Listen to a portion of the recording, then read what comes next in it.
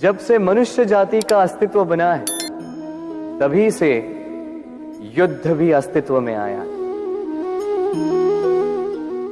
युद्ध जो कभी धन का द्वंद्व बनकर सामने आता है तो कभी सुरक्षा का हथियार बनकर, कभी विजय की भूख के लिए तो कभी पराजय टालने के लिए। किंतु वास्तविकता तो यही है कि यदि आपको आगे बढ़ना है तो बाधाओं से युद्ध तो करना होगा, परंतु युद्ध के लिए सज्ज रहना इतना महत्वपूर्ण नहीं है जितना महत्वपूर्ण है यह समझना कि युद्ध को टाला कब जा सकता है, क्योंकि सबसे सफल युद्ध वही होता है जो कभी लड़ा ही ना जाए।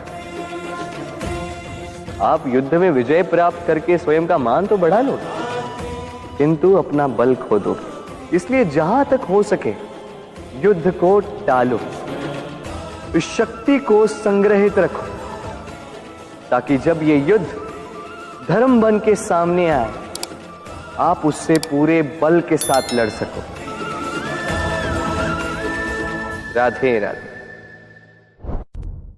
संसार में सबसे बड़ी शक्ति क्या है? अब आप में से कुछ कहेंगे शस्त्र की, कुछ कहेंगे शास्त्र की, कोई कहेगा बुद्धि की, तो कोई कहेगा बल की, किंतु ये सब अधूरे हैं। संसार में सबसे बड़ी शक्ति है मित्रता। यदि सच्ची मित्रता प्राप्त हो जाए तो वही सबसे बड़ा धन है। जब आप कठिनाइयों में होंगे तो मित्रता शस्त्र बनकर सहायता करेगी। मार्ग भटक जाओगे तो मित्रता शास्त्र बनकर आपको राह दिखाएगी। षड्यंत्र में फंस जाओगे तो बुद्धि बनकर बाहर निकालेगी। अकेले हो जाओगे तो ममता बनकर साथ निभाएगी।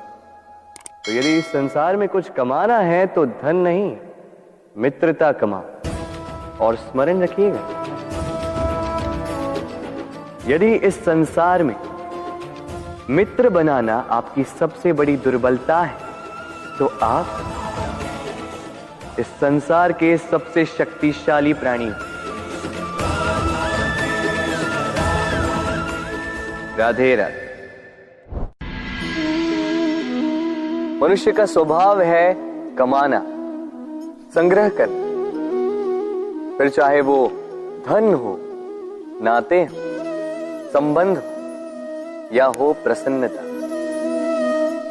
परंतु क्या आपने कभी सोचा है नियति ने यह संग्रह करने की प्रकृति मनुष्य में क्यों डाली?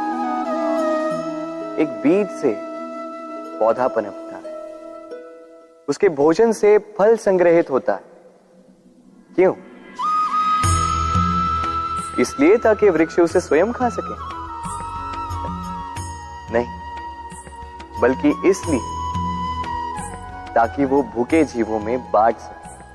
अब आप पूछेंगे कि इसमें वृक्ष का क्या लाभ? लाभ है, क्योंकि जो बांटता है वो मिटता नहीं। जो फल ये जीव खाते हैं वो उसके बीजों को वातावरण में बिखेर देते हैं, जिससे जन्म लेते हैं नए वृक्ष। उसकी जाति, उसका गुण, उसकी मिठास अमर हो जाती है। इसलिए स्मरण रखिएगा, अमीर होने के लिए एक एक क्षण संग्रह करना पड़ता है, किंतु अमर बनने के लिए एक एक कण बांटना पड़ता है। राधे राधे।